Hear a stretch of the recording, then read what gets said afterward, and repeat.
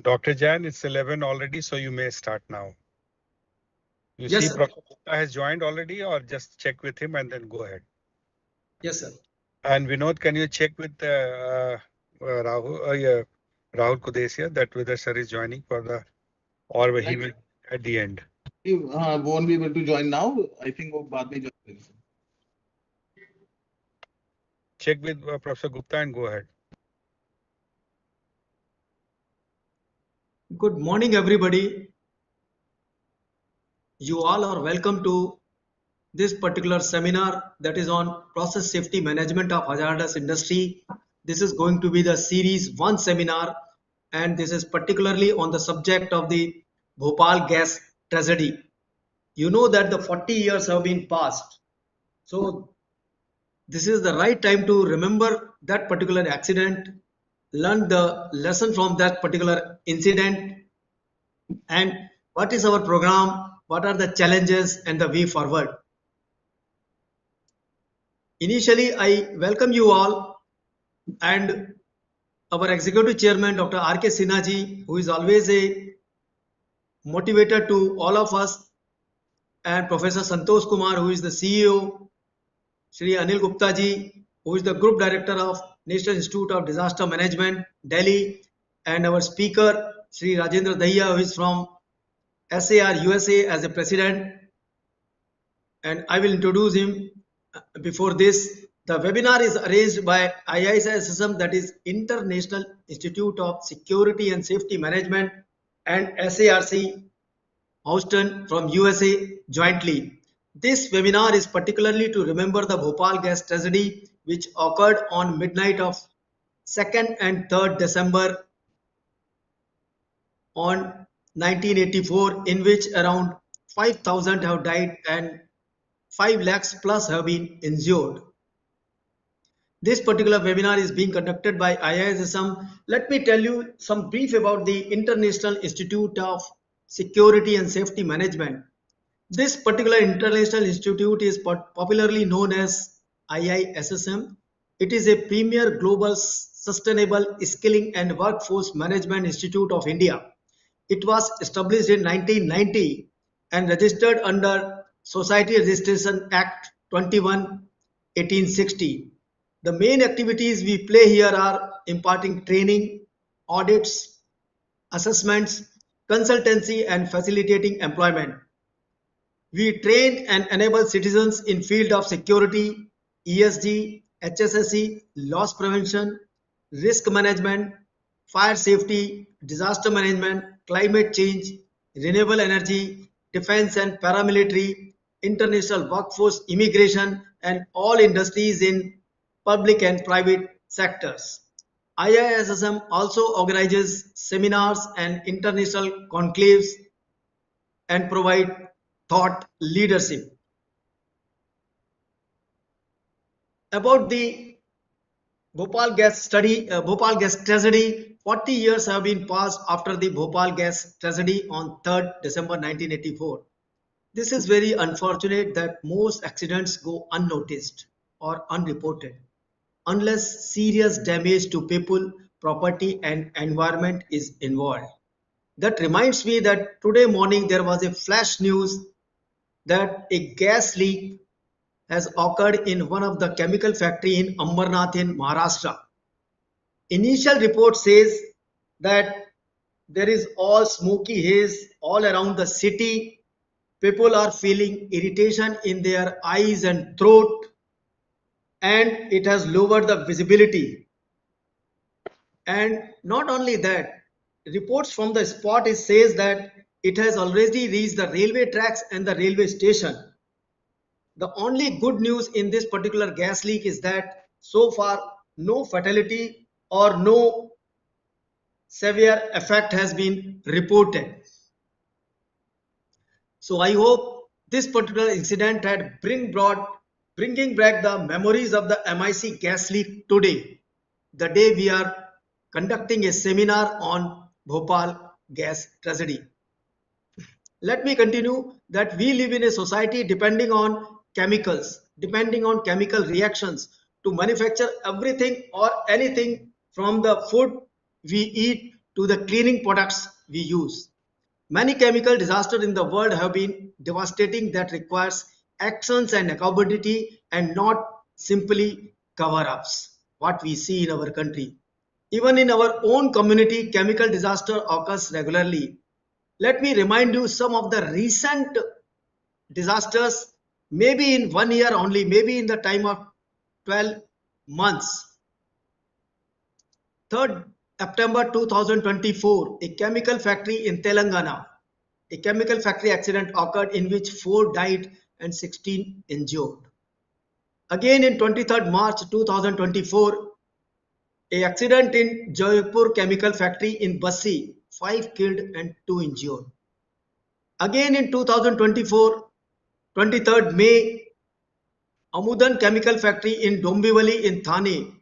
It was also a very big accident in which 8 people died and 60 injured. Again coming to 2024, 29th November in Surat, a chemical factory, there was an accident. It was also a big accident, 7 people killed and almost 25 injured. We remember that a LG polymer chemical plant Visakhapatnam, a accident was occurred on 7th May 2020 in which 13 people killed and 25 injured. There was, and that time there was so much discussions and had happened in this country. Of course, in 1984, Bhopal gas tragedy, and in 2009, way back, when a very big accident, an explosion took place in Indian Oil Depot in Jaipur, in Sitapur village, in which 12 people killed, 150 plus injured, and almost 14 tanks filled with crude oil have been exploded. These are the histories we are remembering today and trying to learn lessons from it. And in this view only, this particular webinar is being conducted regarding MIC, methyl isocyanate. This particular gas, which has killed around 5,000 people and injured 5 lakhs people in Bhopal. What is this particular gas? You know, this is simply a colorless, but a flammable, but a toxic with pungent smell. It is sharp and strong odor. It is lacrimeatory. That means it is a tearing gas and partly soluble in water. Almost 6 to 8 parts per 100 parts. It is mainly used in production of the pesticides, plastics, and PU foam. The question comes, what the effects it has got on the human body? Irritating to eyes, skin, and respiratory tract. High vapor exposure may cause injury to lungs, several corneal damage, and even death. Survivors of acute exposure may exhibit long-term respiratory and ocular effects. We remember that there has been some delayed deaths in hospitals in Bhopal gas tragedy. The question also comes that how we can utilize or dispose of this MIC by being mixed with sodium hydroxide and water to produce dimethylurea, which is a non-toxic substances. What was the causes of the Bhopal gas tragedy? It is a storage tank of methyl isocyanate exposed to water, and an exothermic reaction took place and causing safety valve to burst. Due to pressure and released almost 40 tons of methyl isocyanate into atmosphere within 1 hour. Reasons. What were the reasons? It has been flashed that poorly designed safety systems, they were found in non-working conditions. Safety systems non-operated since almost last 6 weeks. It has been reported that probably maybe to save money. Union Carbide of India Limited was built near highly populated city. What could have been the solution of this particular incident? What we can learn from this particular incident is hazardous chemicals need to be stored in smaller quantity, preferably in small containers. That is something buffer stock. Second one can be the reduce the production of the toxic chemicals and use it during the course of the reaction instead of storing large amount. That means only the required quantity should be stored. Find and use of the alternative to toxic chemicals from use of insecticides. Why not to use some alternative which are less toxic or non-toxic at all? So I have written some of the recommendations we can learn from this particular incidents that are in brief I am going to tell you. Have thorough or the detailed fire safety audit, preferably including process safety management, audit of the hazardous chemical industries, use of PPE and the safety gears, use regular regulations and strictly should be followed by each and everybody. Safety equipment or the systems adequately located and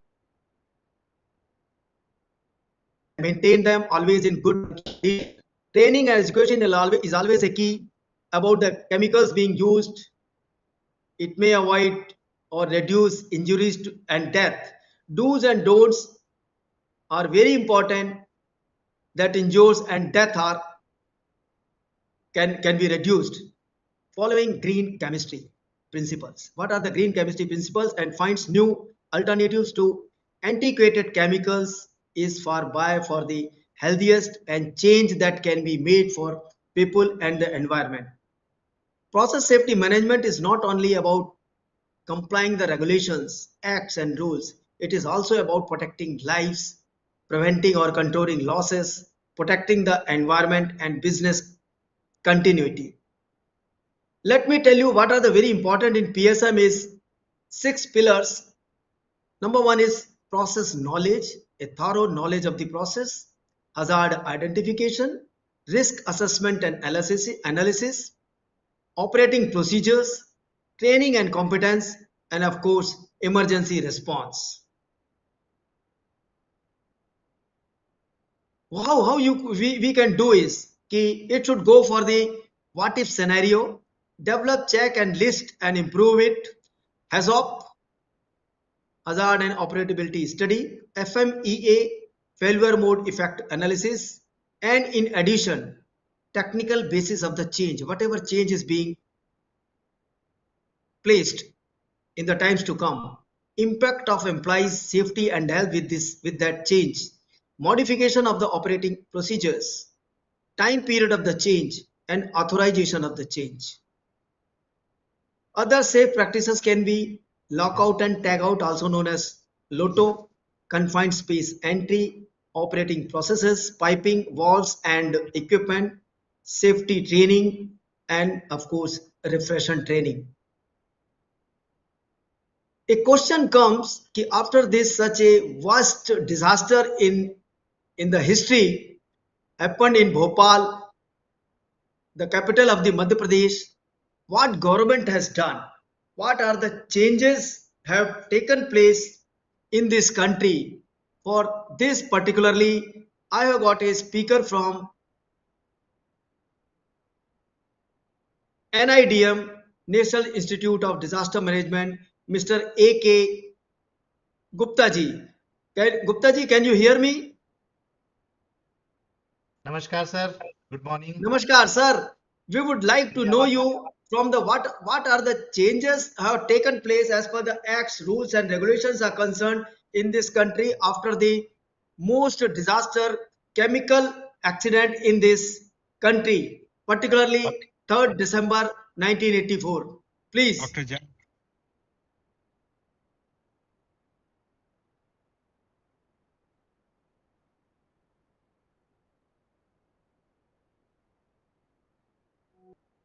In disaster management and especially on the chemical and industrial hazards management.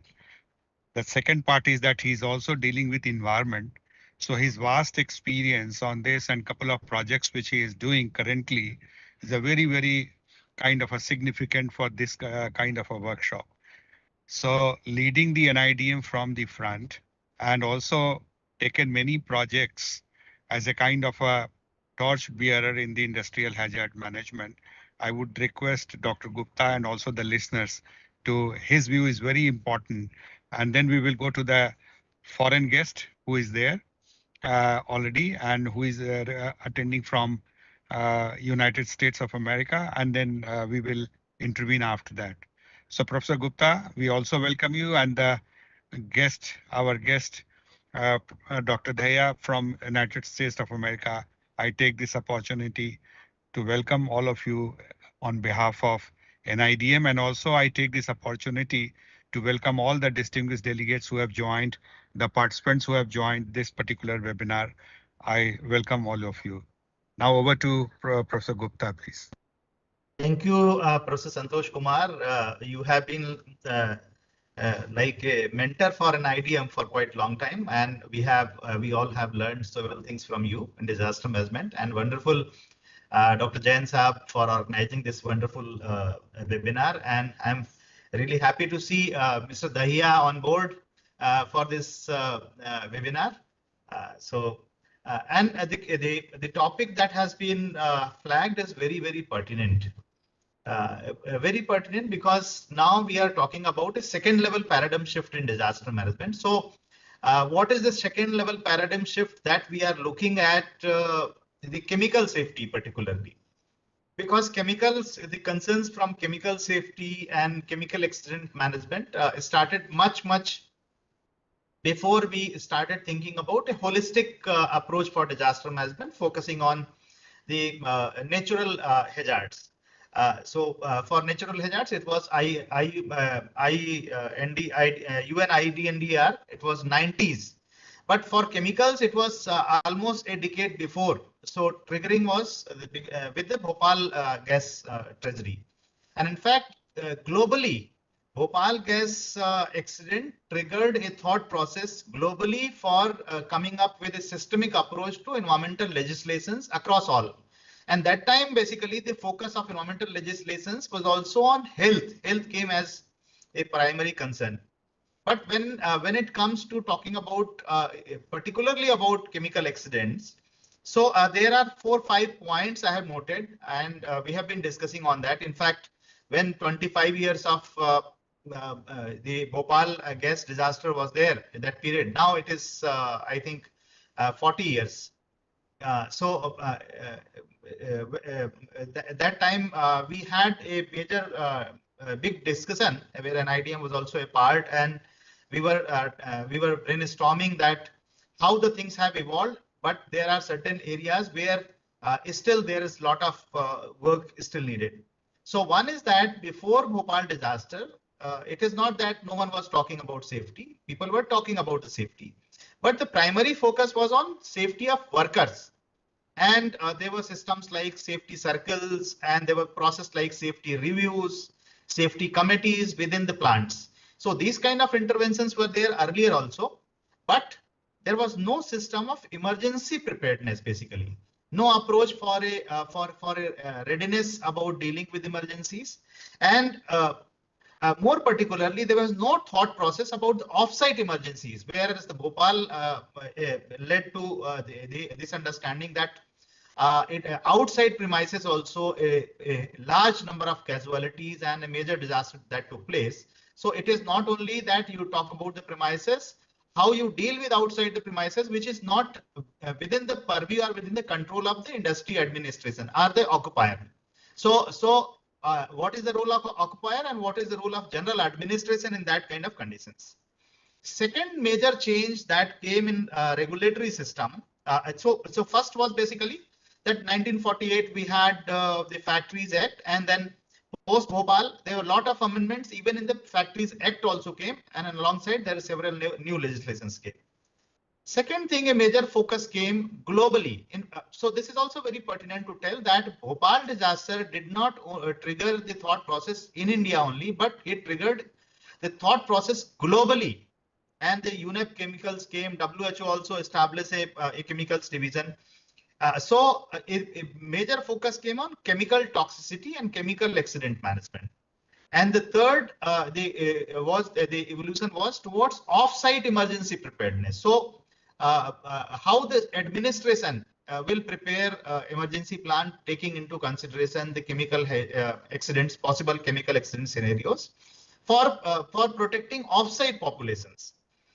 Then when disaster management things came, UNIDNDR, the period of 90s, people started talking about disaster management plan, and then the Bhuj earthquake, Indian Ocean tsunami. So the concept of disaster management plan at district level and down the line that came. So there were issues that how do we really bring integration, because both were going in silos. So that thing also is a greater evolution, and now we see that the disaster management plans are also integrating the offsite emergency plans also.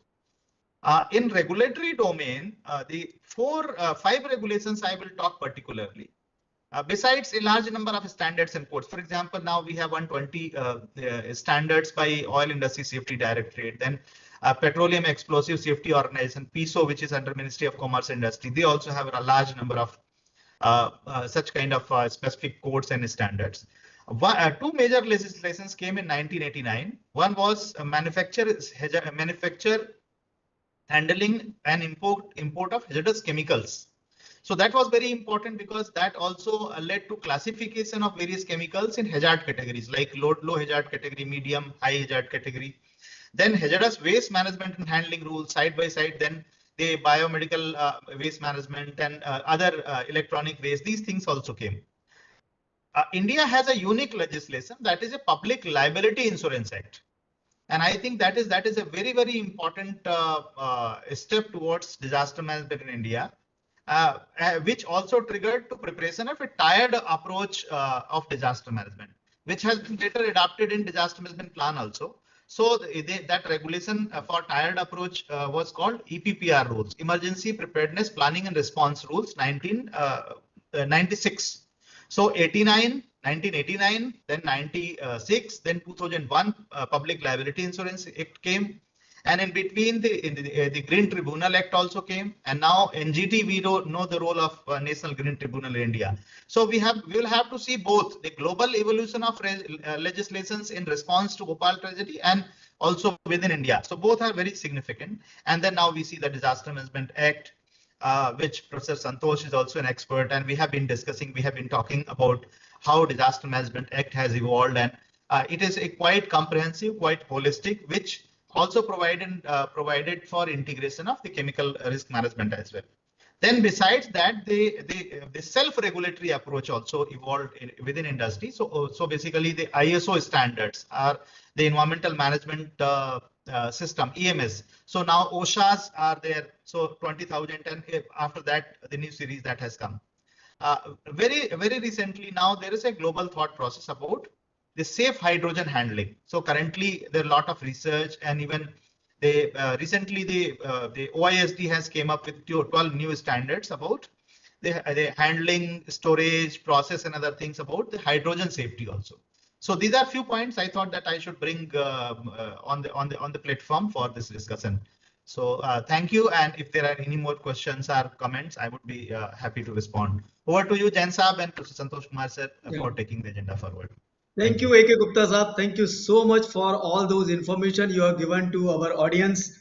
And now is before we go to our main speaker from US, I will go to our CEO, Professor Santosh Kumarji, and about him. Jain Saab, Let me, sir. We can take our guest first, then we will be speaking as a host. Okay, वैसे मैं चाह रहा था I will be taking you first.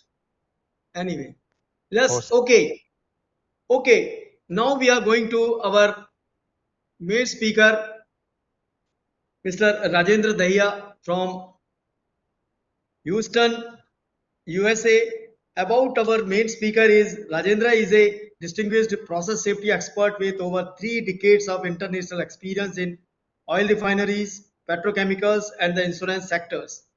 As the president of SAR Risk Controlling, Houston, Texas, he leads risk consulting initiatives specializing in process safety engineering, safety in design review, process safety audits, and insurance deep dive inspections. Rajendra has conducted hundreds of loss control inspections for high hazardous facilities across America and earning recognition as a preferred consultant for clients. He is an active participant and speaker of the International Process Safety Conferences. Rajendra presents technical papers at prestigious platforms such as AICHE, GCPS, Texas, A&M, IIT Kharagpur, Goenka University, IP University in India, and Jordan Chemicals Engineering conferences. Rajendra holds esteemed certification including Professional Process Safety Engineers (PPSE) from Institute of Chemical Engineers (UK) and Certified Safety Professional (CSP) from USA.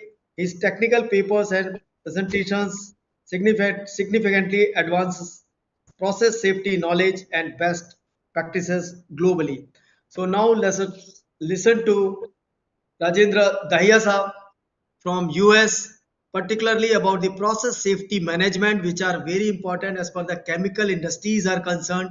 And we in India are going to start this particular PSM audit with consultation and collaboration with SARP USA. So over to Rajendra Dahiya. Okay, thank you very much, Jain Saab and Professor Gupta ji and Professor Santosh ji. Namaskar from United States and very early good morning. It's 1 a.m. here in the US. I have the presentation, so I will share my presentation with you. Hopefully I have the permission to share. Yes, I do. Please share.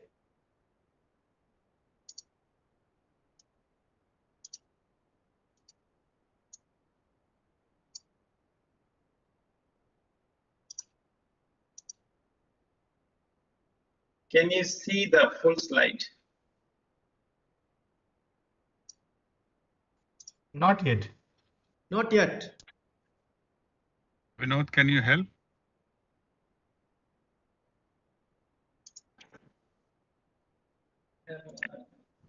Screen 2. It's coming up.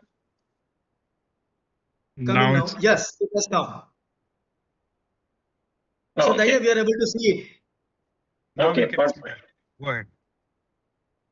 Yeah, thank you very much for engaging me in this pretty important conversation about Bhopal accidents and after 40 years where we are, and going to talk about all those issues, what we have learned and what we have not learned. We are still struggling for so many things still.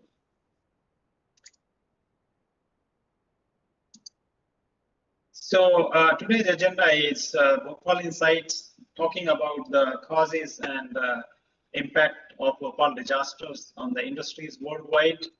And Mr. Gupta was talking about those things and what has been improved and what progress has been made so far in the last 40 years. And still there are challenges. Talk about those ongoing safety issues which are causing another accidents and disasters non-stop.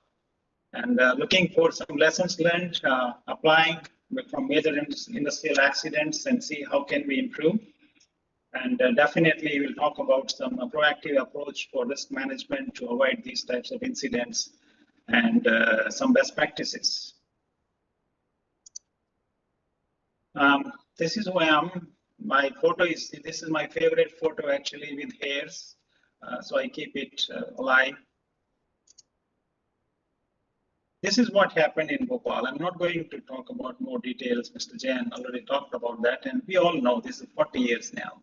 So this was a pretty, one of the disasters in the history of mankind, which has killed 500,000 people, and thousands people are still suffering out of that. So this is like what happened. I found some pictures over here. It's unbelievable. Anytime you see these pictures, I, being a safety engineer, I feel so bad about these things. So root causes, I'm not going to talk about all the list of big root causes, what I've been talking about, but definitely at high level, the biggest root cause is, which is existing today also, we are unable to keep the stuff in the pipe, material in the pipe. That's a saying we could talk about. Pipe means pipe, equipment, vessels, everything.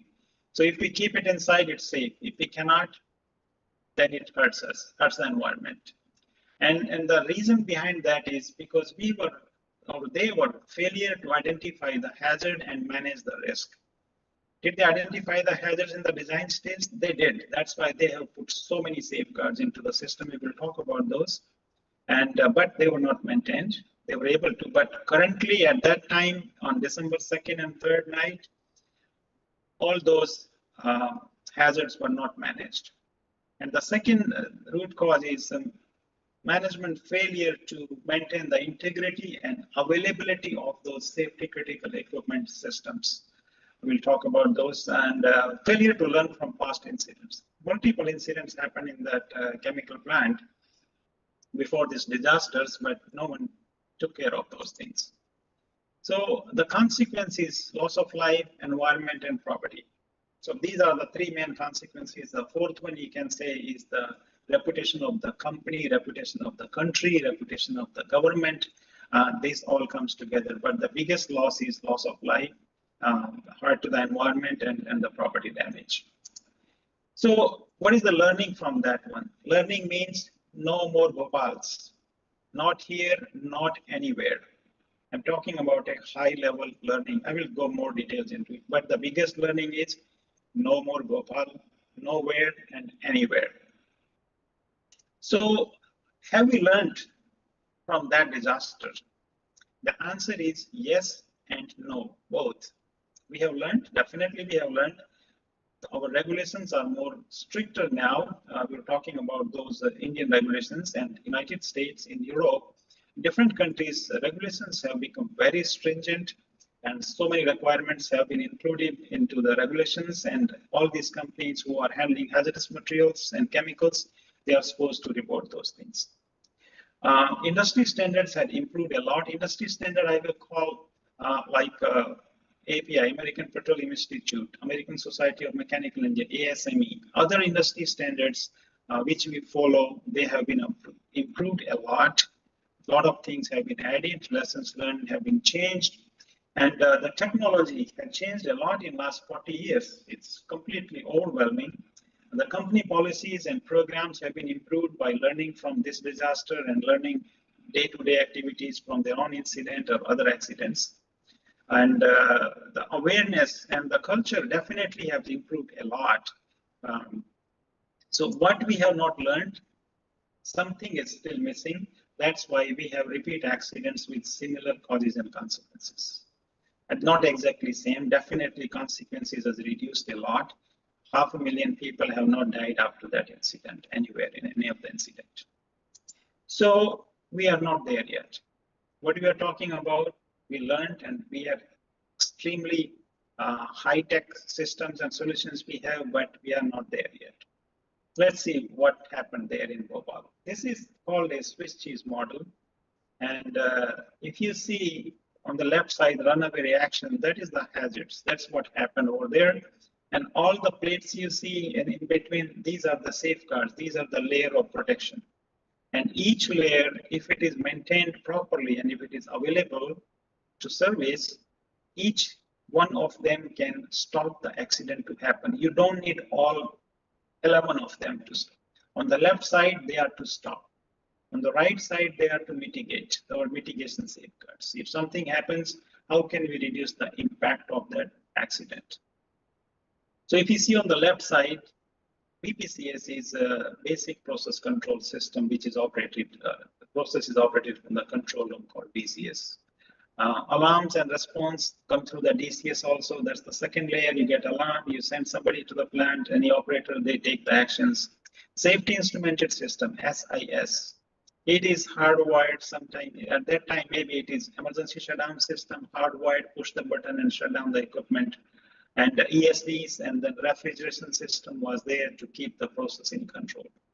So these are some of the safeguards which any of one, if they have worked, could have prevented the accident to happen. And then leak of MIC, 40 ton MIC, and then scrubber. These are the mitigation measures. If scrubber was in service, that was out of service. If it was in service, it could have diluted or scrubbed the most of the MIC, and it would have been the least impact on the population. The flare and relief was the same scenario. Flare was out of service. It was not maintained. It could have burned a lot of gases over there, not impacted so many people. Same is the fire and gas detection system. Definitely it was sudden release, but there have been released before, multiple releases were there before. Fire and gas detection, if it was interconnected with some safety shutdown system which was working, could have mitigated the system too. Water monitor, water spray monitors were located all around. They were completely out of service. They could have diluted, or they could have, MIC is soluble in water, so it could have reduced the release gas outside the fence. Offside alarm, as Professor Gupta talked about, the response plan, offsite alarms, the awareness of the people outside the fence was almost negligible. People have no clue what to do, where to go. Even the hospitals and services has no clue how to treat this gas. So it was a complete disaster. An emergency response was completely broken, as he said.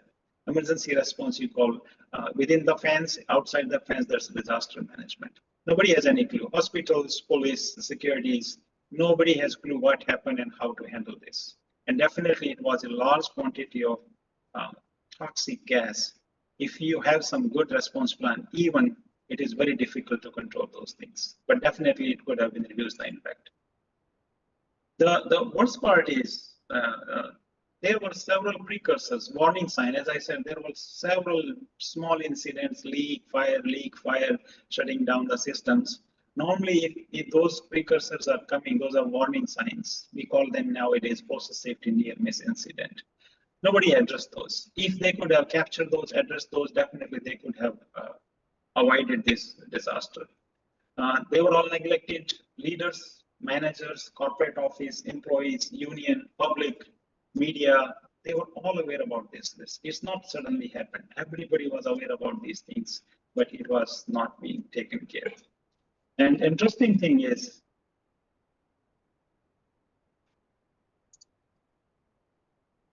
all these 11 safeguards on the top, none of the safeguards failed to operate.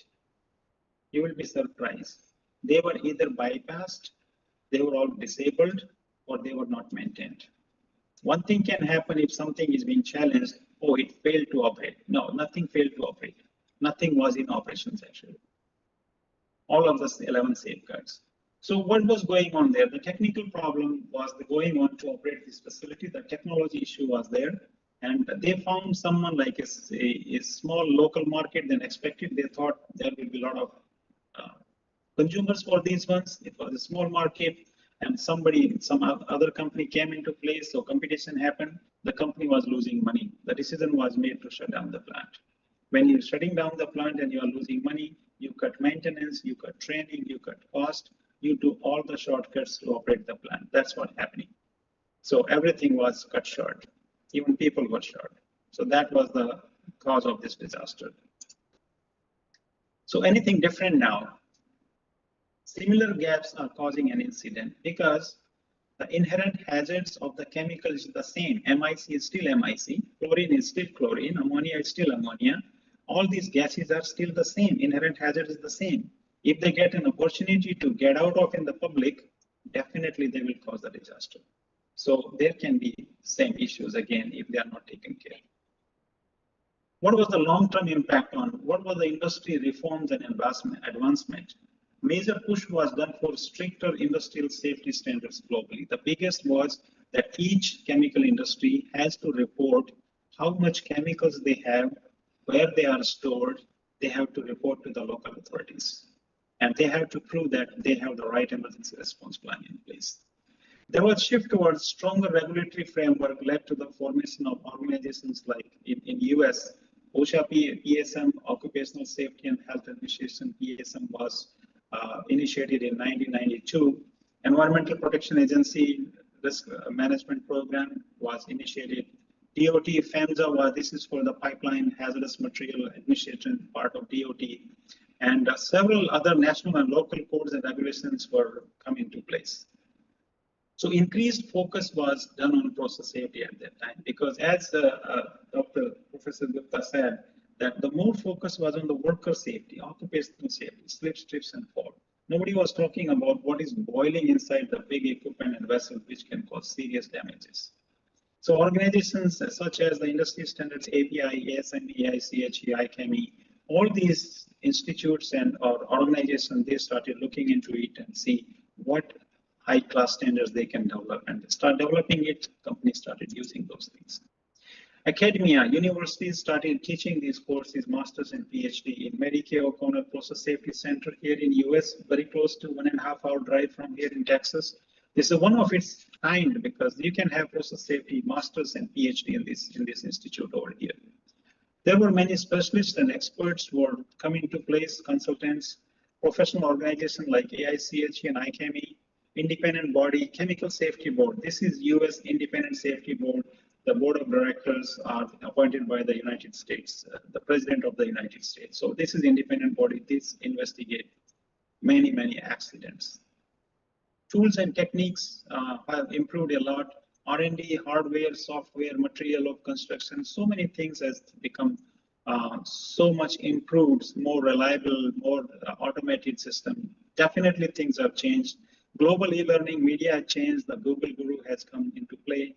The culture and behavior has definitely improved, but it is more dependent on technology now. We think that technology will take care of it. So that's a bad part too.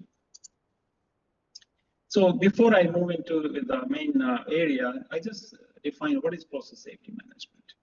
Process safety management is a disciplined framework for managing the integrity of hazardous operating systems and processes. By applying good design principles, it starts from the design stage, engineering and operating and maintenance practices. So it starts from the design, then get into the operations and maintaining the facility. Deals with the prevention and control of events. That's why I showed you the chart, preventions and mitigation. It talks about both the sides. Such events can cause toxic effect, fire or explosion, and could ultimately result in serious injuries. So focusing on those issues. So who can use PSM in United States? There is a limit, like who is storing and handling 10,000 pounds of that hazardous materials. They have a long list of materials what they have. The same definition is given by the other companies or the Association of Oil and Gas Associations too. CCPS is a subsidiary of American Institute of Chemical Engineers that is more focused on process safety directly. They have some different definition, but they're talking about the same thing. This is a systematic infrastructure or system created to prevent and to mitigate the hazards starting from the design stage. So OSHA PSM has 14 elements, which is a regulations in US, and worldwide these regulations are followed, not compiled by those things, but CCPS AICHE has 20 elements. It is risk-based process safety. So both systems are followed by different companies. So these things happen. So many things have changed, but disasters have stopped? No.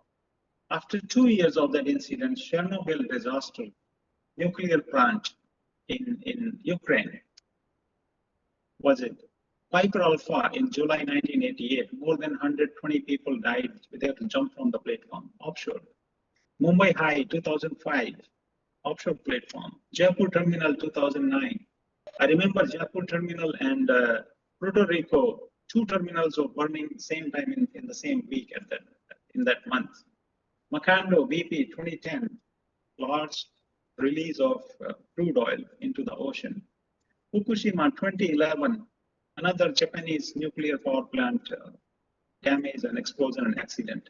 West Texas Fertilizer is a fertilizer plant very close to our home here that exploded, ammonium nitrate exploded, and unfortunately out of 15 people killed, 12 were emergency responders. Again, going back to Professor Guptaji, that's saying disaster management and response teams. If like more than 80% response team is being killed, it means there is something really wrong. And this is same situation like BP, Bhopal. Emergency responders were not aware what is inside this factory. They thought this is the fertilizer factory. They were not aware about ammonium nitrate. School was very close. Luckily, it was weekend, so Beirut explosion, 2021, it was also storing ammonium nitrate, the same product which is built, which is manufactured in the factory of fertilizers. So these are very, very high, but do you think these are the only accidents? No, there are hundreds and hundreds of more big fires and explosions in the industries are going on. So CSB, Chemical Safety Board in the US, has issued 1,000 recommendations. They are only investigating very selected accidents, especially if there is a fatality in that, or in United States only, or there are very, very serious accidents. They have issued 1,000 total recommendation in their last meeting they did in August this year. They said we issued 1,000. So you can imagine what's going on, and still we are facing these accidents. So let's take it the easy way, simple way. Preventable accidents are not prevented. It's pretty serious actually. We know that all incidents are preventable, but major incidents keep occurring, and causes and consequences are pretty comparable. This means there are problems, and each problem has its solution. We know that each problem has a solution. So what's wrong? It's simple. Either we don't know the problem or it is not getting fixed. Either we don't know or we are not taking care of this. There are only two reasons behind that. So let me explain you what we normally do in industries to identify the problem and fix them. We start with the design and installation. Process safety starts from there. We have the design standards, engineering standards by industry organizations. The company have their own engineering standards. So regulations, codes, and everything is being followed. Design and install the plant. We identify the hazards at that time and see what are the hazards using different techniques like HAZID, PHA, LOPA, and different types of techniques, what-if studies, those things, quantitative risk assessment. We do that in the design space. And once we identify those, as you see again, this switches, we identify the safeguards. Say, hey, one safeguard, two safeguard, three safeguards. Now we are good. This is mitigations. So we feel good and say, this is a good design. Let's go ahead for that one. So once you put these safeguards, you identify those critical equipment. Definitely you need procedures and training of people to maintain those safeguards as per the manufacturer recommendations or industry practices. Then you have to write corporate policies, design standards, inspection and maintenance procedure, operating procedure, emergency response plan, training, competency of people, having a good safety culture, and you have to measure those. You have to do audit periodically. You have to do the key performance indicators, continuous monitoring of those things. Then you can prove that what you have done now is still good after 1 year, 2 years, 10 years, 20 years of the plant is built. And we learn from incidents. We learn from incidents from in-house and external incidents. So once we learn, the learning goes back to design, learning goes back to hazard studies, learning goes back to the installation of the safeguarding system, and learning goes back to the management system also. If we learn from accidents and if we don't share the learning and incorporate and improve our programs, all these 4 programs on the top, we are not improving, we are not getting better. We will keep repeating the same mistakes again and again. This is a big gap also in the industry. We are not learning from incidents because we don't want to tell people we are doing wrong. So repeat accidents. Why these repeat accidents are happening? I use this 4 why table. Why? The first why is the hazard is not identified. It's identified, but the risk is not mitigated to a level. Not mitigated means we write something which doesn't make sense. That is a checkbox approach. And then once it is even mitigated, it is not managed. As I said, you need maintenance procedures, programs, training of people, operations. If they don't maintain it, it's not managed. Or learning failure. In the previous slide, I talked about it. If you don't learn from the accidents, we have another accident. So why these things happen? Why we cannot identify the hazards or managing the risk? Because we have inadequate management programs, management systems, or we don't have proper leadership, process safety leadership. Our leaders they don't care. Or our leaders and our staff is not competent. Our managers, they have no training, no right training, they're not competent. That's why they are not able to do that. Or your culture is very poor, they don't care. So why this happens? Why these things? Because sometimes some companies, they don't know that they don't have broken system, they don't have the right people. They even don't know. Some they know, but they are not addressing it. They are not fixing it. It's all money or it's culture. And some are doing it, but checking the box. They are not doing the quality work. Why they are doing this? Because they don't have the right measurement program, like key performance indicators. Either they have, it's a checkbox, or they don't have at all. Or they are not doing auditing. They are not checking. Or if they are doing auditing, I don't know, some countries there, you can feed the auditor, they can write a good report. So you don't learn from that, or you're not benchmarking with peers, similar companies. You're a chemical company, compare with other chemical company, that's benchmarking. So these are the causes of those things. And if you see these arrows on the right jumping down, this is because of this, and same thing on the left side, it goes upward too. Like why they don't have an effective audit program, why they don't have KPIs, because they don't know, or they know but they are not fixing it. And they are doing it but checking the box. Why they are doing it?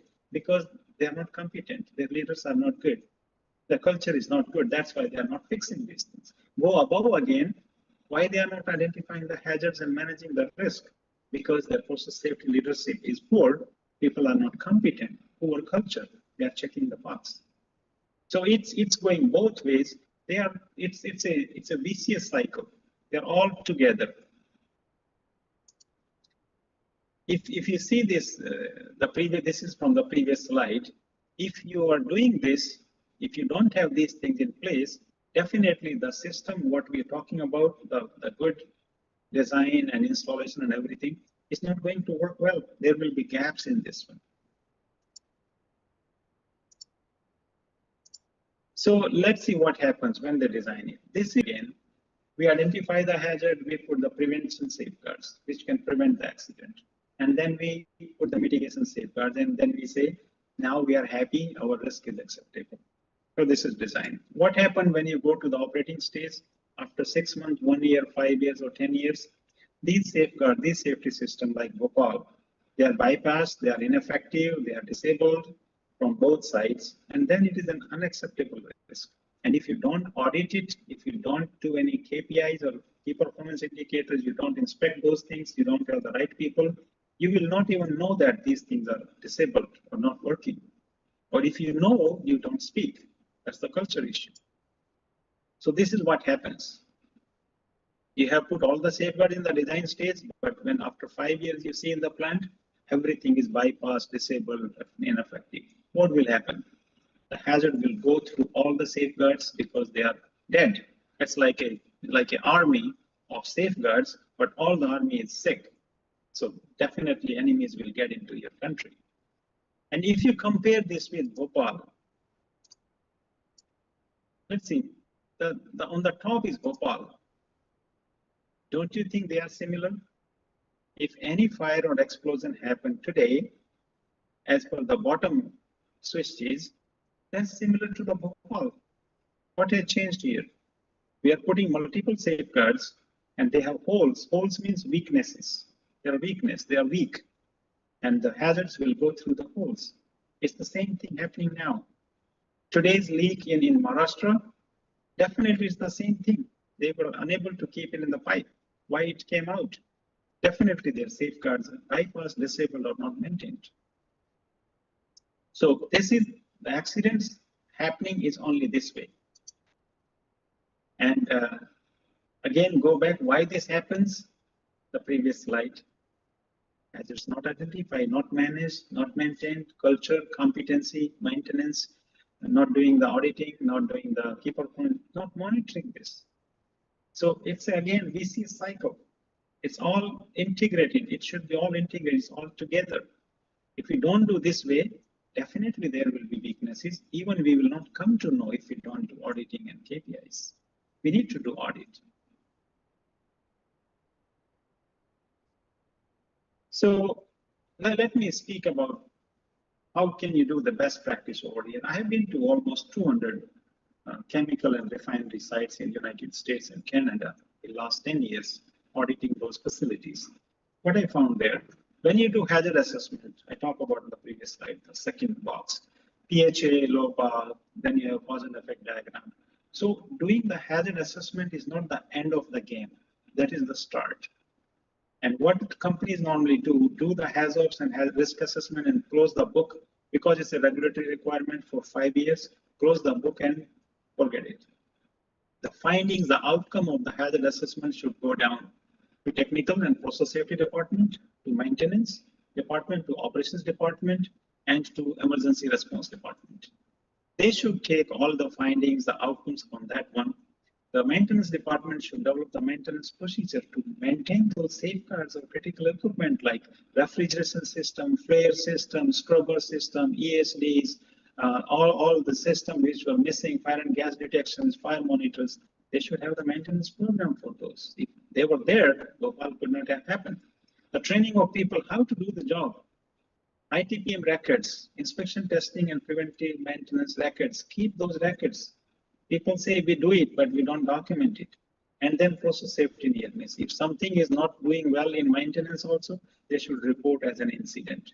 That guys, this is nothing happened, but it can be very serious.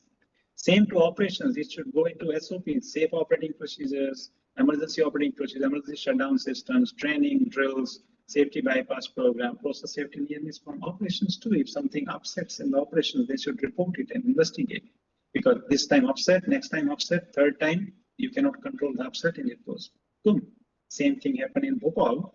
Multiple incident happened before, small spill, small leak, small fire, but they were able to control it, but this time they could not, because if they have investigated those small incident and identify the potential consequence of that scenario, they could have taken it seriously. Same in the emergency response. They should inspection, testing, and preventive maintenance of their fire protection system, fire and gas system, their fire trucks, their people have pre-fire plans, conducting the drills on these kinds of scenarios. And then if something goes wrong, little incident happened there, incident of process safety near miss reports. And on the left side is technical and process safety, actions management, whatever actions come from hazard studies, training of their whole people in process safety, having key performance indicators, management of change, and auditing all these facilities. So if you complete this cycle and then you audit and do it and go back to the hazard studies and hazard assessment, it makes a complete cycle. Then you can say what was designed initially in the design stage, that one is still being maintained. If it is not maintained, you are not following the design practices from there. So you have to ultimately measure, track, trend, analyze, improve, and it's a continuous process. It's not one time, it is a continuous. That's why hundreds of people are hired in the chemical plant. They're continuously working to improve. Measure, doing audit, track them to closer, trend them, which direction, which is going more bad. Like if there are MIC leaks 7 times or 10 times, it means something is really wrong with MIC. They need to take it seriously, analyze it, what's going on, and improve. So proactive approach, the KPIs, I'm talking about KPIs, is very critical, and API, American Petroleum Institute, write a chapter on that, on key performance indicator. Continuous monitoring, it should be formally written and with the goals, what we want to, where you want to reach, and collect only useful data. Now, because so many software are coming up, people collect all the garbage in the software and systems, which doesn't make any sense, which is not useful. So if you write it correctly, you collect only useful data, track it, trend it, analyze it, and take action on that. And it should be a dashboard and management should review it. It should be clearly visible. Many companies, they do that. It is very visible to the top management, corporate office, all other companies, they are able to see those things. Audits is periodic, and it can be internal audit and performance audit are completely different. Compliance means you meet the requirement. Performance means checking how good you are doing it. So that's more important. And then you can do program audit, little audit you can do, small audits. You can just talk about emergency response plan, audit only response plan, audit only permit system, audit only, operator training program. So you can have small internal audit too. Gap assessment, once you go back to the gap assessment against your corporate policies, industry standards, and best practices. See where you are, what's going on in your company. Benchmarking with peers. industry standards, learning from incidents, internal and external both. Learn from them and see what you can fix in your plant over here, because the wise person is that who learns from others' mistake and fix their own mistakes. And having the process safety. Innovation and technology, automation, materials of construction and processes have improved a lot. Many older companies like such as refinery. Refinery has a unit called alkylation unit, alky. They use hydrogen fluoride, and they are changing hydrogen fluoride to sulfuric acid, which is less hazardous than HF. So they are changing the technology. Some refineries have changed. Stop work authority. This is talk. This is a buzzwords. People talk about that. Oh, our plant has stopped. Anybody can stop the work if it is unsafe. For that one, you need to have a very strong culture. Authority should have to the operator level, and there should be procedures. And definitely, the people should be trained and competent enough to decide it is safe or unsafe. Then they can raise their hand and say, stop it. If they are not trained, they are not competent, they cannot figure out it's dangerous or not. So call for action. What is next? Ask these questions to yourself when you go back to your office, your company. Do we know our hazards? If you say yes, so are those hazards assessed? Assessment is done for those hazards. You say yes again, are those risks managed by proper safeguards and procedures, training, programs? You can say yes again. Can you demonstrate? Can you find the document to demonstrate that you are doing these things? Even if you say yes, go and check and verify. You will be surprised to see how many gaps you will find in your systems. Then benchmark against peers. If you find gaps, take action. If you say no, we are not doing it, hire an expert, because your company is not in good shape, your management programs are broken, competency of people is low, culture may not be good. So hire an expert with a cold eye review third party especially who doesn't have a robust management programs and competent people and leaders and a poorly managed program. So you need to hire a third party, honest report. And the first step is to conduct a gap assessment against industry practice, regulations, corporate policies, and standards, if there are corporate policies, otherwise industry standards. You need to do gap assessment in management systems, training and competency of the people, and people means the leaders and employees both, and the process safety culture. Prioritize the action item, risk rank the action item, which are important. Some may be code violations, some may be very serious, and develop action plan with time and budget. And track the action to closure. Don't just write the actions and forget in the book. And develop, train, and track the KPIs for all the action items.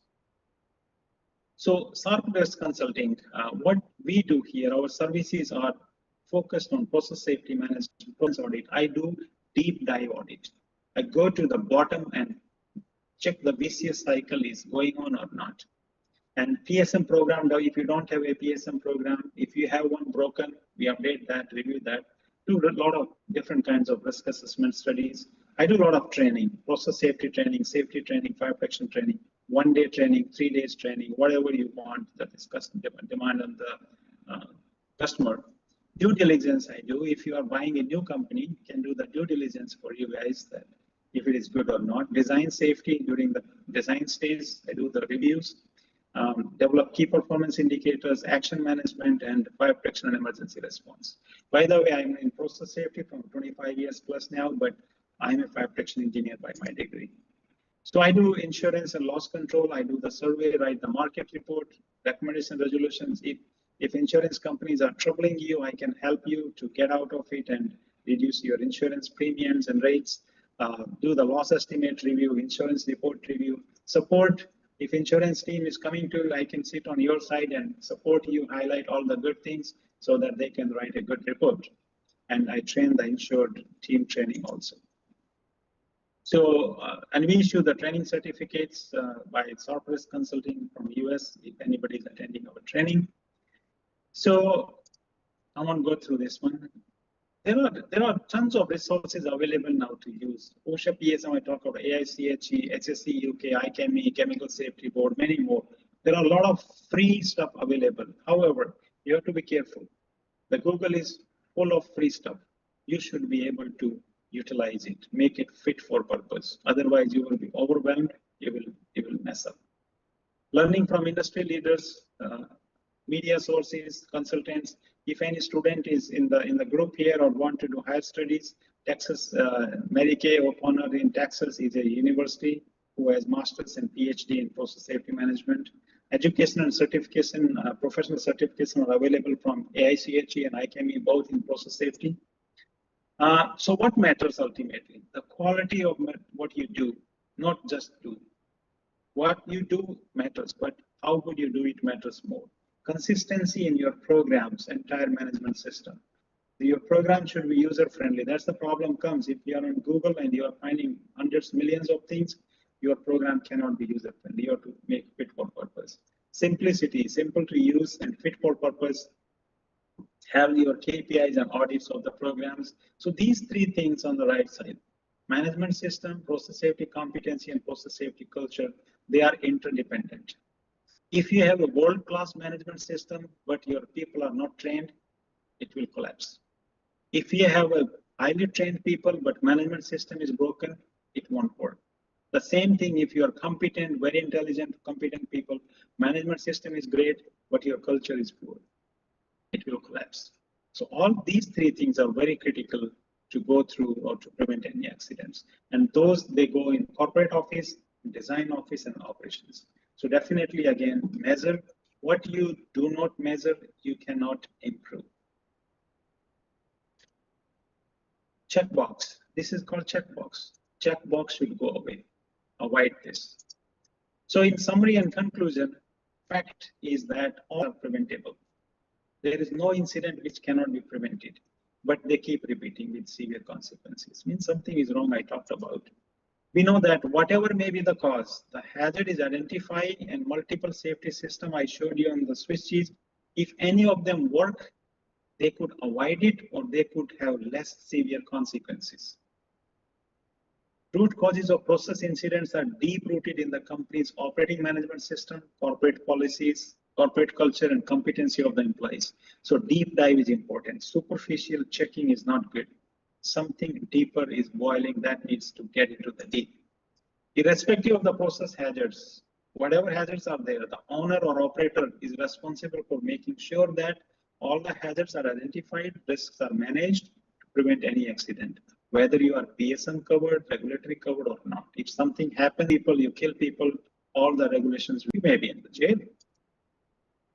By addressing identified gaps in management system, employee competency, and industries can effectively mitigate risk and promote incident-free workplace.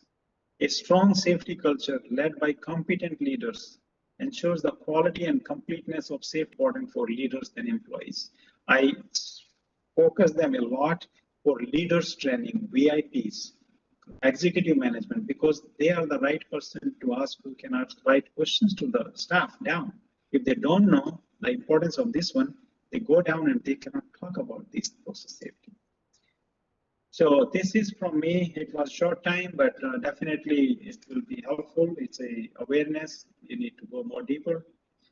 Back to you, Dr. Jain. If there is any questions, I'm here to answer. Thank you, Rajendra Dahiya for such a thoughtful and thought-provoking presentations covering almost all the points related to process safety management. And what we have learned, the well answered is yes as well as no. Long-term impacts on the industrial disaster and safety you have talked about. What we normally do and what is actually required have been taken out very nicely. Why accidents are repeated, and nicely done the analysis by you. Acceptable and non-acceptable risk management, what should be the best practices, and proactive approach, and lastly the global resources on PSM. There are some questions raised by Pinky Chahal. I will read out those, and if you feel comfortable you can answer that. The question is, if industries are associated with the backbone for an economy to grow, then why people are or nearby society is not considered as the social capital for and healthier economic progress. And also major environmental related hazards are growing continuously. Why industrial establishment cannot shift or separate from the residential areas if the city reaches its maximum carrying capacity? This is the question raised by Pinky Chahal. Okay. There are Shall I read out two. again? Shall I read out Yeah. again, Mr. Dahiya? No, I understand that. It's a long question, but I understand this is a typical problem in almost all the countries. It's not only in India. So what happens normally nowadays, or after Bhopal, or after many other accidents, the regulations and the government become more strict, telling the companies to stay away from us. And countries like India, people want those industries very close to them so that they can go to work, they find the job over there. Countries like US and Europe, they don't want these hazardous companies or industries in their backyard. They say, I don't want it in my backyard. I need petrol, but I don't want refinery in my area. So it's completely different culture here and there. But definitely it is the role of the country, the government, who is issuing the permit to install a factory in an area which is potential for growth in that area. The second thing is public again, and then nobody checking afterward. That's what I said.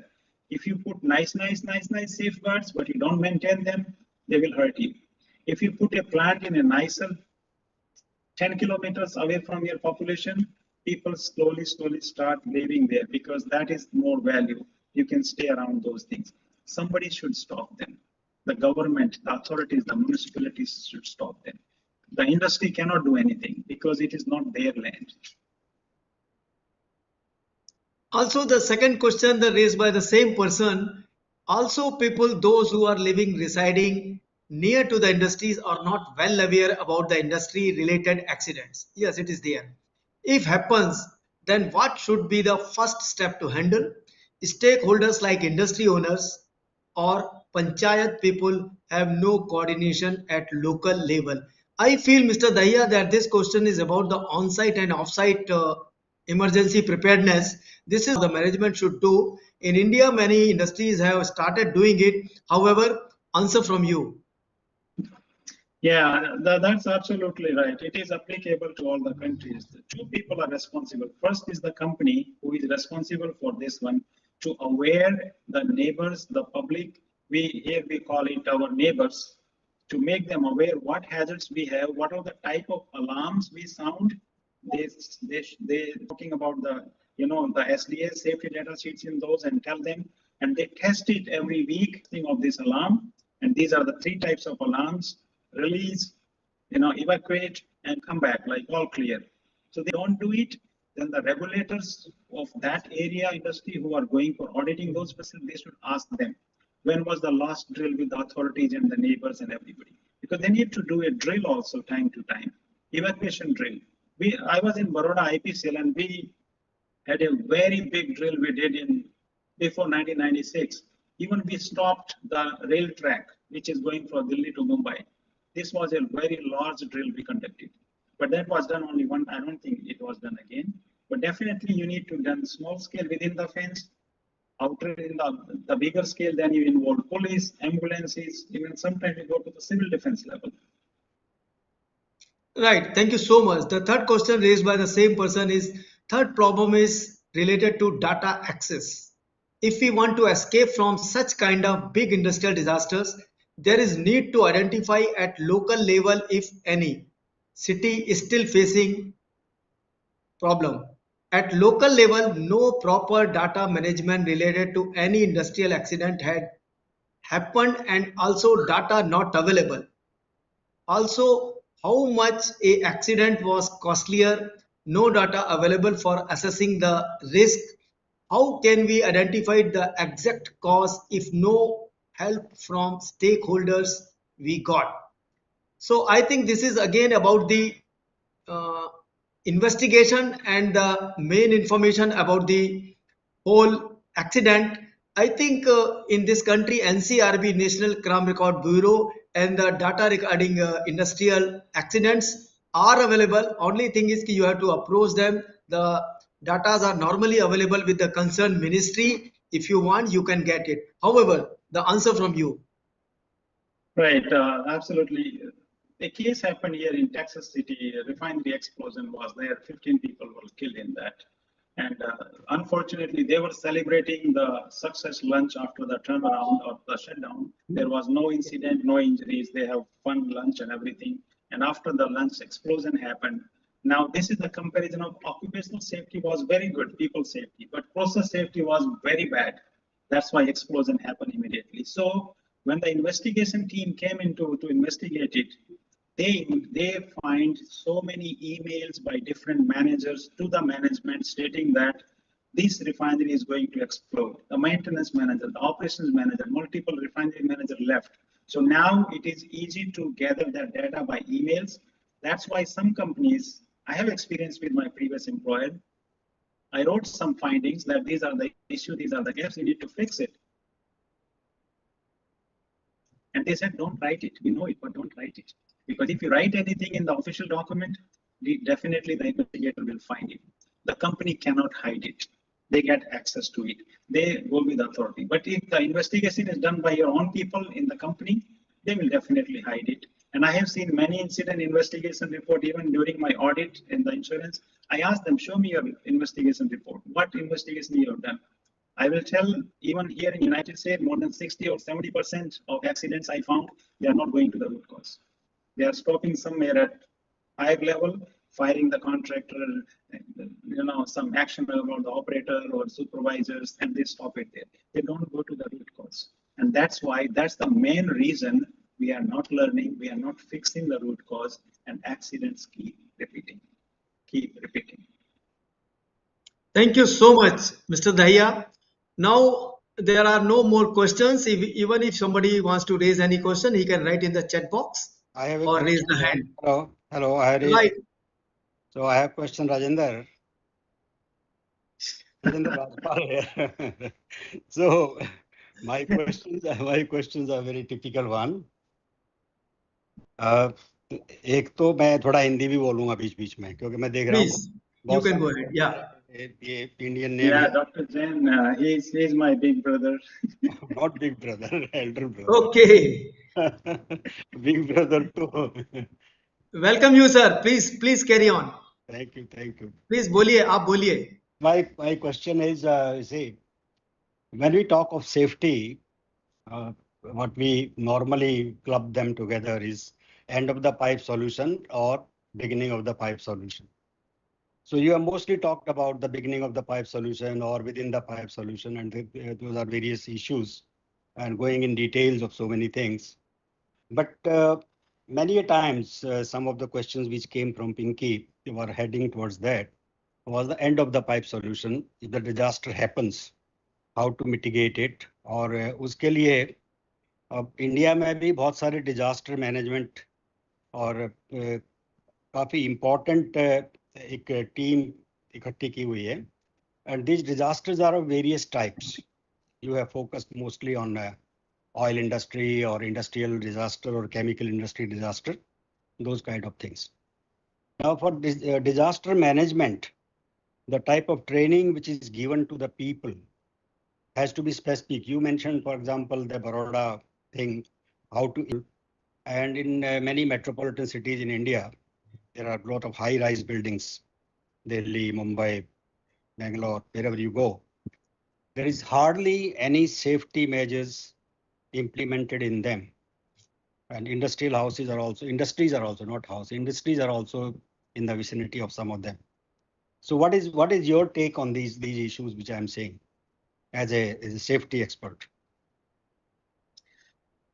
We cannot leave it to some authorities that they will take care of your safety. The safety is everybody's responsibility.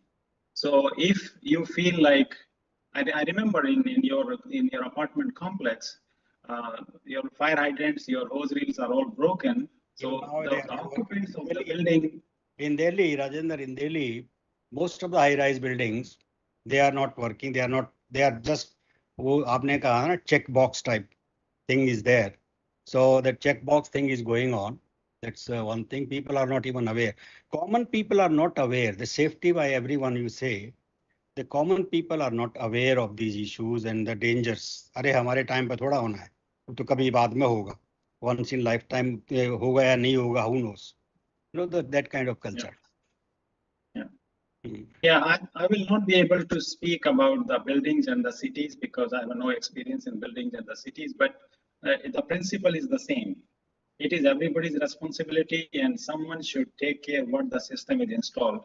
If we talk about different countries, it may be, the culture of corruptions and all those things, if they are being manipulated, nobody can help. So the occupants, the end users should raise their voice if they can, if the authorities are not taking care. They are not aware. Okay, anyway, that's a separate issue. And one more question, can I ask, Mr. Jain? Yes, please go ahead. आप पूछिए. So the other question is from the academic side. Actually, I have been throughout my life academicians at IIT Delhi. I was professor and then vice chancellor and so on. So my question is that whenever we want to train people, we start from the student life. So I'm looking at from that point of view, from students' point of view. There are lots of courses being run now on the safety systems. There are BTech degree, there are master's degree, and there are even PhD specialization people are doing. Now, to devise a program or a course for industrial safety, and in that then for going to the chemical industry safety and other industry also safety, what kind of course one can work out so that the students they can design these safety equipments, not all of them, but specifically they can take up certain things and design these aspects so that the import, what we have in our country, we talk of making things in India. And you can see even today, more than 90% equipments for industry, they are imported. So for designing of those equipments and then manufacturing in India, so what kind of course one can devise for that? Making a course structure and so on. Many universities in India, including IIT Kharagpur, has a process safety department now. I gave 2 lectures there. They are pretty good in that. They involve industry experts in that, not only the academia people. And definitely industry experts bring practical experience to do that. And they have the lab also to design and testing something like firefighting media, like foam and those things. Other universities are definitely, I'm sorry to say that, but some universities in India, they are starting this course just to make money and issue the certificate to the students. They are not going to design anything. They will get a certificate, go back to your building and your industry, do the audit. They have no clue what the audit is, and definitely it's again a vicious cycle going on. Here in US and Canada, some universities, they started process safety, one mandatory course for engineering degree. For each engineering, chemical, mechanical, civil, whatever engineering you are doing, a process safety, one course, one subject is mandatory in those courses. अच्छा देखो, But, मेरा मतलब ये था, मेरा भी ये मतलब था, स्टूडेंट्स को complicated equations, mostly non-linear type of equations, and how to solve them, and how to test them to apply in the lab is okay, but then going for a prototype kind of thing and then apply there. So that kind of thing. तो मेरा मतलब इस तरह से था. और दूसरा फिर उसमें उसी को फर्दर एक्सटेंड करते हुए राजेंद्र क्या कर सकते हैं उसके लिए फॉर बैक होम, अपने गांव के लिए, अपने राज्य के लिए, अपने देश के लिए. Yeah, I'm connecting with Dr. Jain and Dr. Gupta and Dr. Santosh. I'm connecting with these people, giving back to the country, going back to the roots. So hopefully we'll do something good for the country. You are right. Professor Daya Saab can contact us here in New Delhi, and you can note down our phone numbers as well as our website. We are here to help you out conducting any safety culture in your industry. So thank you so much for such a informative talk. Jain साहब, मेरी industry कोई नहीं है. मेरा तो simple एक ही concern रहता है, मासिस को हम लोगों को आगे लाने के लिए हमें रूरल बेस्ड वर्क करने की जरूरत है. इस देश को नीचे से उठाने की जरूरत है, ऊपर से खींचने से बहुत ज्यादा कुछ नहीं होगा. तो मैं राजेंद्र को मैंने अपना कहा था, विलेज का मैंने रेफरेंस दिया, तो वहाँ पे हम लोग क्या कर सकते हैं और वहाँ के लोगों को जैसे अवेयरनेस और ये सब बात करते हैं हम लोग, ये ठीक है कितने % लोग अवेयर हैं, उसके लिए मेरा इंटरेस्ट ये रहता है कि उन वहाँ से स्टूडेंट्स को, गवर्नमेंट स्कूल के स्टूडेंट्स, प्राइवेट की बात नहीं कर रहा मैं, या कोई झुग्गी झोंपड़ी में स्कूल्स हैं, उस लेवल के स्टूडेंट्स को टैकल करके how can we bring these things up, ये मेरा Right. Right, Professor R.P. Dahiya sahab, you are most welcome at IISSM E1 East of Kailash in New Delhi. You are most welcome. You please come and we will discuss and do whatever is really required for this country. Mr. Rajendra Dahiya, thank you so much for answering all those questions. Now, I think this is the right time to go to listen to our CEO, Professor Santesh Kumar ji. And before we speaks out about the webinar, let me tell you some of the credentials of the Professor Santosh Kumar, who is an expert with 30 years of experience in the development planning and disaster risk reduction sector.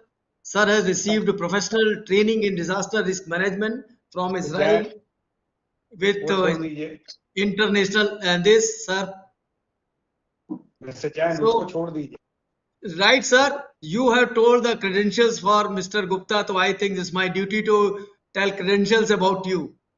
Since you are stopping me, sir, please go ahead about your views on the webinar and your little about the experience also in the field of safety, which is very vast. So over to Professor Santosh Kumar, please. How much time do we have now? Sir, you can speak for 5 to 6, 7 minutes. Okay, so thank you very much, Dr. Jain.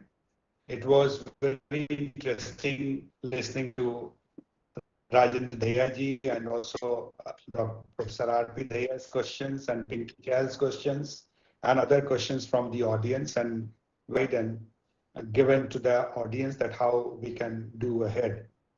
If Dr. Gupta is also here, I don't know. Maybe he can also react quickly, or otherwise I can just give my my 2-3 points. One, first of all, I would like to mention about this 40 years of Bhopal gas tragedy. And very rightly pointed by both the speakers, including Dr. Jain, that where we are today. This is the moot questions that everybody should start looking at.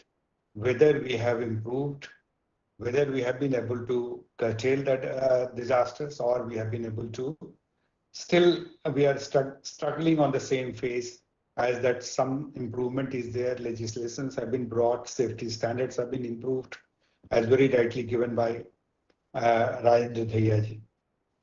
But again, when we are seeing that many of the incidents have been highlighted by Dr. Jain, that still incidents are happening.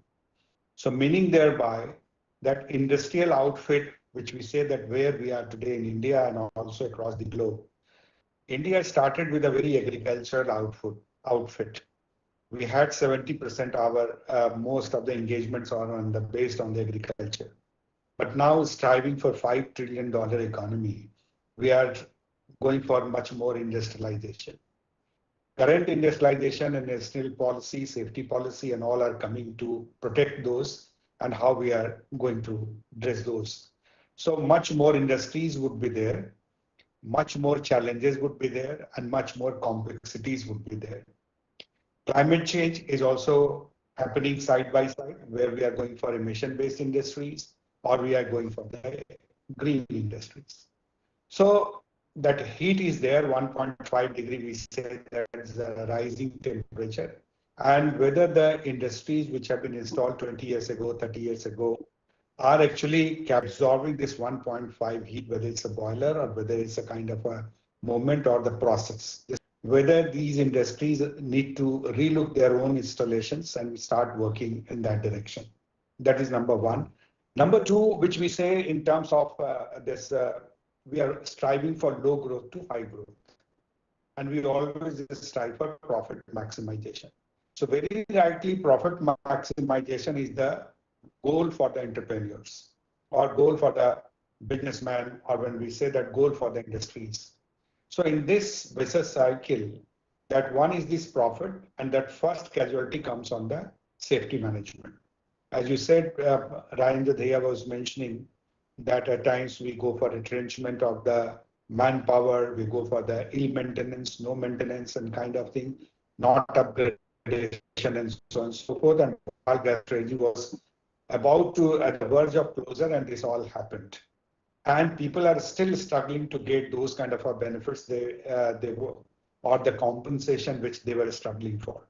So meaning thereby industries are there, but other laws are not getting changed, or our legal procedures are also very slow. So in this kind of a thing, how and where we need to look at other than that industrial safety. Dr. Gupta also mentioned about last kind of industrial laws which have been evolved, including disaster management. The planning is there, DM plan is there, offsite plan and on-site plan. How much industries are taking responsibilities, informing people in the close vicinity which they might get affected. You said that people at risk.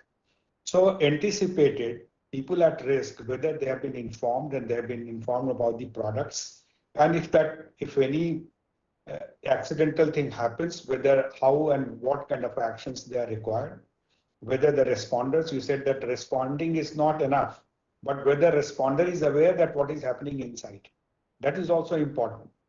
So whether our SDRF or NDRF forces are aware of this.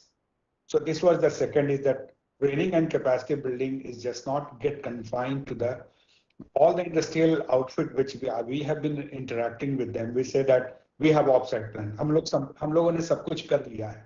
This is a very atypical kind of a response which we get. That हमने सब कुछ कर लिया है. But when you start, as Dr. Rajendra was mentioning, then you will find nothing has been there. So periphery पे बहुत सारी चीजें की गई हैं, but not actually at the helm of affairs that what is to be done in preventing the preventable kind of accidents. चौथी बात मैं यहाँ पे कहना चाहूंगा कि R&R, we should go for a factory-centric approach to people-centric approach. Factory-centric approach में we are trying to go for a process and then process the on-site and the off-site plan. Outside, those who are in the vicinity, totally out from the whole of the planning and mitigation process. But time has come. What I'm saying is, earlier it was that we had a choice that we should do disaster management or the accident management or the factory safety or not. Gradually, that choice is getting converted into a kind of a concern. Concern to now is a kind of a inevitable. Rules and regulations are making you aware that now these are the stringent rules. If you don't do, these are the kind of offshoots of this. But still people get away with this kind of a thing. So all industrialists, those who are having a big kind of industries, they have a big power also, the social power. And those who are getting affected is a very common man. So it's a kind of an imbalance between the high big people, those who can manage law, manage kind of a official plan. That's what we are seeing in 40 years of that what happens Bhopal gas tragedy, and still people are into that. But the common people are, their needs, their concerns, their challenges are not being addressed. So maybe certain rules and regulations, like those people who are living in the close vicinity, they should be properly insured by these companies as a vicarious responsibility. So how that insurance can be brought in for protecting those people? One, in the form of building financial kind of a supports. The second is also providing training and information to those, and also build regular awareness program for the people. So what I'm saying is that there is a need to go for a paradigm shift in the maintaining this industrial hazard base, going from factory approach to the people approach. So, so all this will around. And two more points that we are saying that we always see as a kind of a regular safety by the safety audit should be done by the third party. It is being done, but still it is being managed, as you have said very rightly, Professor Rajendra. So it is being managed. How long we will be able to manage this at the cost of the people? So this is to be seen as a kind of an ethical question. This is not a kind of a legal question, but this is the ethical and moral questions about the social responsibility. We say corporate social responsibility. We give money to the people for social cause, but we are so many of the big industries or the PSUs are there spending a lot of money in CSR. but also they should also focus in building their own capacity, offsite plan and onsite plan, disaster safety audit, and so on and so forth. So push factor and the pull factor, that is most important to be addressed. Push factor, that regulations have been done, industries are supposed to do, but that is managed. Even after 40 years of that, many incidents are happening. But the pull factor, if people are empowered, if people will start questioning, if people will go into this, then probably it's a people's audit approach. If in the closed vicinity, why only that auditors come and do the auditing? Why not people, those who are living in the closed vicinity, they should also start the auditing of the industries. Then probably the check and balances would be there. It cannot be managed. So-called is the managed kind of a thing. So I will not say much here. What I'm saying is what a wonderful learning from both the speakers, Professor Rajendra Dhaya and also Dr. Anil Gupta. They were there, and so I would just focus as a from this ISSM. I would request if anything is to be done for longer capacity program or kind of a joint program doing with our institution or our institutions here, joint audit program, joint public awareness program with the industries who are working in India, and also that Ministry of Environment and Forest, small SMEs and all the big industries, PSUs should come together and put this as a kind of a nation's concern, because we wish to go for 5 trillion economy. But 5 trillion economy without safety of the people doesn't make any sense. Idea to be if this 5 trillion to 10 trillion, 30 trillion can go, as US is currently having 40 trillion economy, but also focusing on industrial safety of the people, that industries cannot come to the close vicinity of the people. People also doesn't want that to happen. But in India, industries are shifted outside and gradually kind of a urbanization and the pressure on the urbanization gradually factory comes in the close vicinity of. So this is the challenge. Then regulator, the governance should also start relooking at it, this where we are making expansion of the cities. This is also very important. So preventive, proactive, and also that reactive, which you are saying that once the incidents have happened, we need to prepare differently. It's not the way, as you said, one example you quoted about the big kind of a drill which you did. So in this kind of a drill, how people are getting engaged? People are still suffering, I would say, because again and again, I'll go back to the same question. Who is responsible for them? Whether who is looking after those people who are living for last 40 happening to them or happen to one generations. People are suffering from generation to generations. And then, so what I'm saying is the primary responsibility of the industries is to make people life better. This industry is not just to make profit, but idea is to profit. Industrialization is there to make the lives of the people better, happier. It's not that at the cost of the people we are making this $5 trillion economy. I would stop here. ISSM always welcome you for doing the joint programs with the INIDM and also with your institution and any other. With Professor R.P. Dhaya, there is many very valid question on this. So we would request all of you, those who are listening to this program, to come forward, join hands with ISSM, and definitely we'll take it further. So over to you, Dr. Jain. Thank you so much for giving me this opportunity. Sir, thank you so much for your all these views about the safety in this country and about the ISSM also. One of my colleague is writing that a lot of has been done in this country about the structure and management and skill development and training and policies, but still we are facing a lot of accidents and disasters, and it will take a long time to induct anything into the DNA. One of the seminar in Noida, I was talking about the same, that yes, a lot of things have already been done and there cannot be a single approach to solve any problem. There has to be a multiple approach to solve any problem. The man who is very close to the hazard, the man at the management, the man at the safety department, and definitely the persons in the city fire brigade. The man who is very close to the hazard, the one who is very close to the hazard has got a different duty. The man sitting at the safety department has got different duty, and the top management has got very different duty to make the policies. So why not to have certain good information about the man who is very close to the hazard? What are his duties? It is normally said that a mistake can be afforded by a doctor, but definitely not by a pilot. So who can do a mistake who is not affected? एक बात और बीच में आई थी, mister professor Dahiya कह रहे थे कि ये एक्सीडेंट तो हमारे लिए नहीं था, I am a god fearing man, लेकिन ऐसा कुछ नहीं है। ये एक्सीडेंट अगर आज आपके लिए नहीं था तो शायद कल हो सकता है, तो be prepared. That was actually required. या mister Dahiya, Yeah, you can want to I, say can something? Yes, I you need can to, intervene, please. yeah, just two things. One thing, like, I really feel bad when I see every month or every 2 weeks accident in India and multiple people are being killed. That is first thing. I feel bad and I feel like what I can do. That's why I'm more involved with the universities, Goenka University, IP University, and IIT Kharagpur, to share my expertise from here with them. And I share a lot here in the conferences. I go and present there to my learnings. The second thing I'm afraid of now in India, I teach one course in India University for a fire auditor course, and the auditors and the courses are taught. I'm afraid that when those auditors will go in the field, they have no clue what the audit is, and they will create some document, again the checkbox, the audit is done, and they will file it.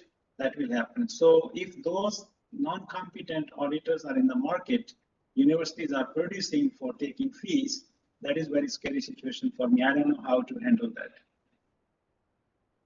Right. Thank you, Mr. Dahiya. Yeah, I would like Yes, to sir. add one more thing. When we are doing Professor Santosh auditing, we Kumar wants need to add. to, yeah, so what I was telling, when we are doing auditing and the courses on the auditing, they should also start looking at the risk due to disasters, cascading impact. Like the Fukushima is one of the very, very important kind of a concern. That tsunami happened, flooding after that, and then led to the kind of a nuclear emergency. So what I'm saying is the risk audit should not get confined only to the close vicinity of the factories and the nearby, but also that see that how disaster and the climate change is going to impact the whole scenario as part of the audit. Thank you. Yes, sir. Sir, I think Professor A.K. Gupta is not there. He was having a meeting. Somehow he found the time and joined us for the initial stages.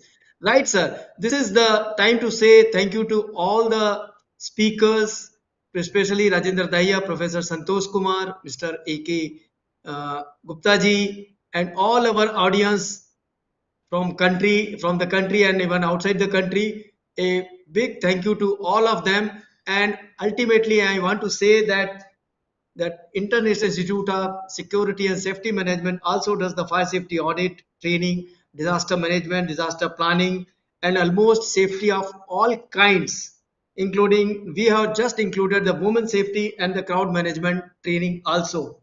Apart from that, we conduct a annual conclave, and you please keep seeing our iiassm.com, where definitely in few days a notice or the pop-up will come about the annual conference where all over the country experts come and they talk about the safety and security which are required and new paradigm in this field.